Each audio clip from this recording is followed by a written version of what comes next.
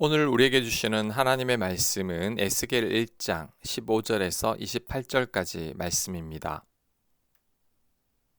15절 내가 그 생물들을 보니 그 생물들 곁에 있는 땅 위에는 바퀴가 있는데 그 네 얼굴을 따라 하나씩 있고 그 바퀴의 모양과 그 구조는 항옥같이 보이는데 그 넷은 똑같은 모양을 가지고 있으며 그들의 모양과 구조는 바퀴 안에 바퀴가 있는 것 같으며 그들이 갈 때에는 사방으로 향한 대로 돌이키지 아니하고 가며 그 둘레는 높고 무서우며 그 네 둘레로 돌아가면서 눈이 가득하며 그 생물들이 갈 때에 바퀴들도 그 곁에서 가고 그 생물들이 땅에서 들릴 때에 바퀴들도 들려서 영이 어떤 쪽으로 가면 생물들도 영이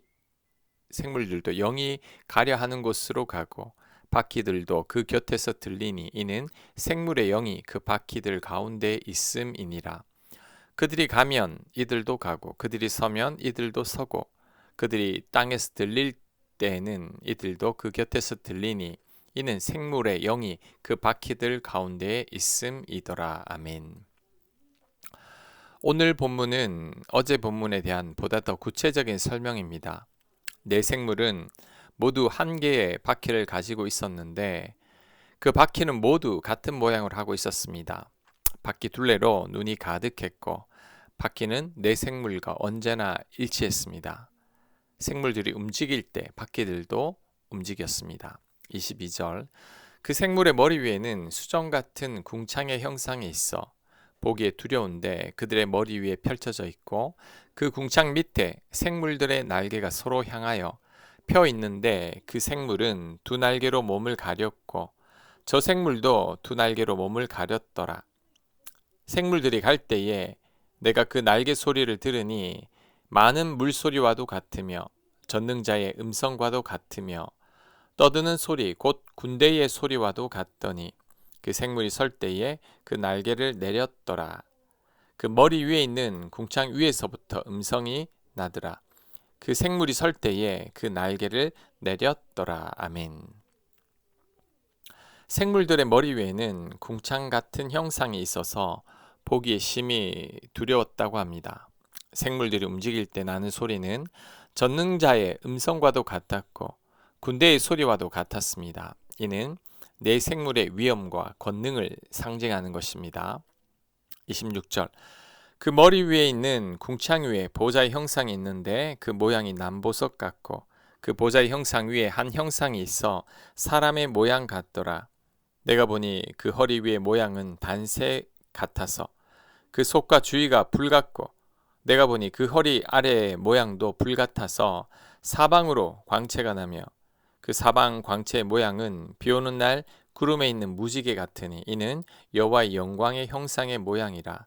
내가 보고 엎드려 말씀하시는 이의 음성을 들으니라. 아멘. 내 생물이 머리 위에 궁창이 있고 그 궁창 위에 남보석처럼 보이는 보좌가 있다. 보좌가 있습니다. 이것은 하나님의 보좌를 상징합니다. 그 보좌에 하나님의 형상이 나오는데 허리의 모습이 단쇠 같아서 그곳으로부터 광채가 나온다고 합니다. 또한 광채는 사면을 비췄는데 무지개와도 같다고 말합니다. 선지자 에스겔이 본 이상을 정리하면 내 생물이 하나님의 보좌를 바치고 있습니다. 내 생물은 언제나 보좌 밑에서 하나님의 뜻을 시행하기 위하여 존재하는데 내 생물은 독립적인 존재가 아니라 하나님께 종속되어 있었습니다. 자율적 존재가 아니고 하나님의 인도를 받는 존재였죠. 자, 오늘 본문이 너무 어렵습니다. 글로는 도저히 이해할 수 없는 형상입니다. 인터넷에서 에스겔 1장을 이미지로 검색해 보았는데 그 형상이 저마다 다 다릅니다. 글을 보고 각자가 상상해서 그림을 그렸기 때문이죠. 도대체 이렇게 난해한 형상을 왜 성경에다가 기록해 놓은 걸까요? 이런 본문들 때문에 성경을 읽으려던 사람들이 어렵다고 성경을 손에서 놓게 됩니다. 이런 본문은 성경에서 제외되었으면 하는 게 우리들의 마음이죠. 자, 우리가 이런 본문을 대할 때 어떤 생각을 해야 할까요? 자, 그것은 지금 시각으로 보지 말고 그때 당시의 상황과 문화 속에서 성경을 읽고 해석해야 합니다. 지금 우리들의 시각에서 내 생물의 형상은 너무나 낯설고 우상 같은 느낌이 들지만 바벨론 포로 당시의 사람들에게는 이런 형상들이 익숙합니다. 고대 이집트의 형상이나 상징들을 보면 대부분 동물 형상이고 반인 반수의 모습이죠. 사람과 동물이 섞여 있는 기괴한 모습이지만 그때 당시에는 이런 형상들이 권위와 영광과 힘의 상징이었습니다. 그래서 하나님은 바벨론 포로 당시의 유다인들에게 그들의 눈높이에 맞춰서 나타나신 겁니다. 유다인들이 섬기는 여호와 하나님은 다른 어떤 신들보다 더 큰 힘과 능력과 위엄을 갖추신 분이라는 거죠. 이런 하나님의 등장만으로도 유다 백성들은 위로를 받고 소망을 얻게 되는 겁니다. 전능하신 하나님께서 포로된 자신들과 함께 하신다는 것을 알았기 때문이죠. 하나님의 부재를 느끼고 있는 이방 땅에서도 하나님의 임재를 느끼게 되기 때문이죠. 이런 견지로 본다면 예수님도 이해할 수 있습니다. 하나님의 아들이시면서 하나님과 같은 존재입니다. 이런 하나님을 한계를 가진 인간들이 이해할 수 없고 볼 수도 없죠. 그래서 하나님은 인간의 눈높이에 맞춰서 예수님을 이 땅에 보내주신 겁니다. 예수님께서 보잘것없는 인간의 모습으로 우리들에게 나타나신 거죠. 이는 우리를 배려함입니다. 우리가 하나님의 사랑을 쉽게 이해할 수 있게 우리의 눈높이에 맞춰주신 하나님의 사랑인 거죠. 에스겔의 환상을 통해서도 인간을 배려하시는 하나님의 사랑을 엿볼 수 있어야 합니다. 그 영광이 후에는 예수님의 모습으로 이 땅에 나타나신 거죠. 그로 인해 우리들은 절망뿐인 세상 가운데서도 하나님의 소망을 보게 된 겁니다. 그러므로 오늘 본문과 같은 난해한 본문도 그 속에 하나님의 놀라운 뜻과 사랑이 다 숨어 있음을 알아야 합니다. 우리가 이해할 수 없다고 불평하기보다 당시 시대의 상황과 문화 속에서 이해하려고 애를 써야 합니다. 그럴 때 과거의 성경 본문이 현재 우리의 삶 속에서도 역사하게 되는 것입니다. 자, 오늘 본문이 주는 한 가지 교훈이 더 있습니다. 그것은 바로 하나님과 일치하는 삶을 살아야 한다는 거죠.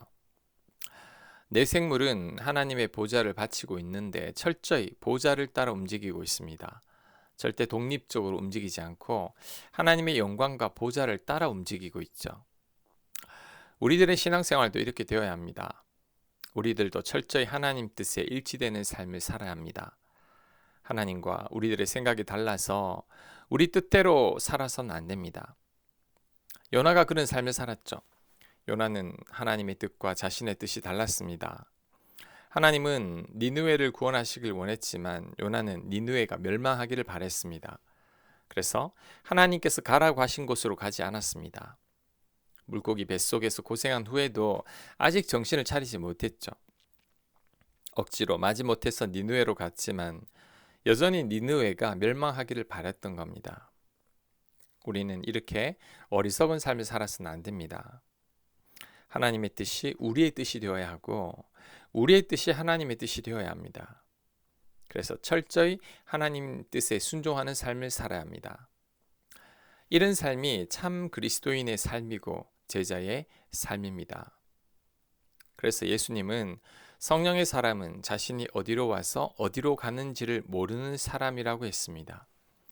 철저히 계획과 준비에 의해서 움직이는 사람이 아니라는 거죠. 요한복음 3장 8절입니다. 바람이 임의로 불매 네가 그 소리는 들어도 어디로 와서 어디로 가는지 알지 못하나니 성령으로 난 사람도 다 그러하니라. 아멘. 바람이 어디로 와서 어디로 부는지 알 수 없는 것처럼 하나님의 뜻대로 사는 자들도 이러합니다. 그냥 성령께서 이끄시는 대로 살아가기 때문이죠. 철저히 수동적이고 종속된 삶을 사는 것이 바로 성령의 사람입니다.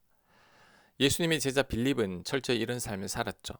빌립은 성령께서 광야로 가라고 하니 묻지 않고 갑니다.